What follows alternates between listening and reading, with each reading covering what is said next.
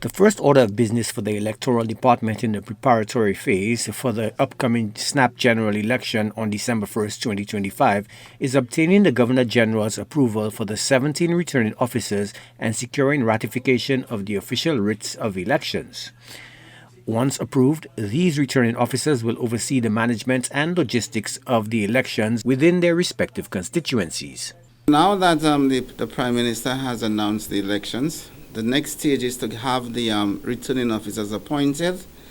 And so what is going to happen? Later today, those names will be sent to the Attorney General so that the writ of elections can be prepared. Once the writ is prepared, it is sent to the Governor General for signature, for ratification. Once that is done, it's sent back to us, and then the process has started.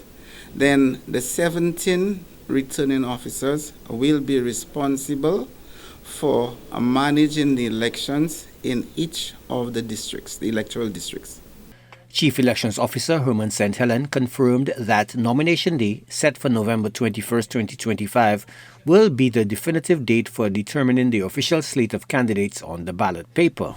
Once persons are nominated, and they're nominated during the specified time as per the law, as per requirements, they would be on the ballot paper. So at the moment, I cannot tell you who.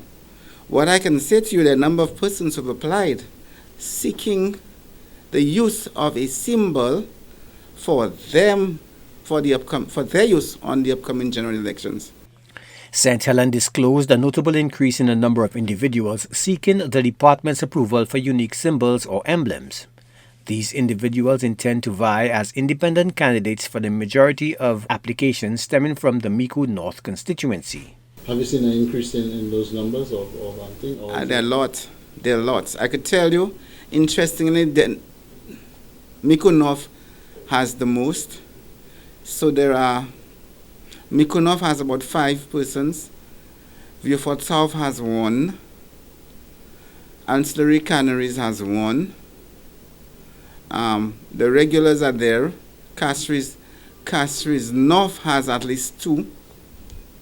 So yes. So Vieux-Fort South has 2. So there's an increase, as I can see, in the number of independent candidates. But the interest seems to be in Mico North. Mico North seems to have the most applicants as independent candidates. Acknowledging the rapidly evolving political environment, the Chief Elections Officer stated he plans to formally request a supplementary list of electors from the Prime Minister's office to ensure the voter registry is current. There are lots of people coming into the office for replacement ID cards, for change of addresses, for loss of ID cards, and there are a number of new registrants as well. However, the law makes provisions that 2 supplementary lists must be prepared by June 30th and December 30th of every year, December 31st of every year.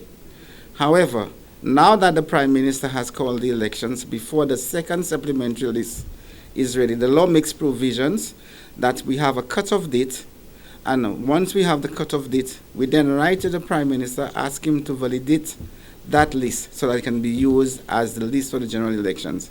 And this is my intention. I intend to pen a letter today to ensure that this comes into being. St. Helen also urged all registered voters to ensure their personal affairs are in order to participate on election day. One, that it should ensure that the name is on the voters list. Secondly, spelled correctly. Thirdly, that they can vote on a picture ID once we are able to verify that they are the person in question if they've lost their identification card.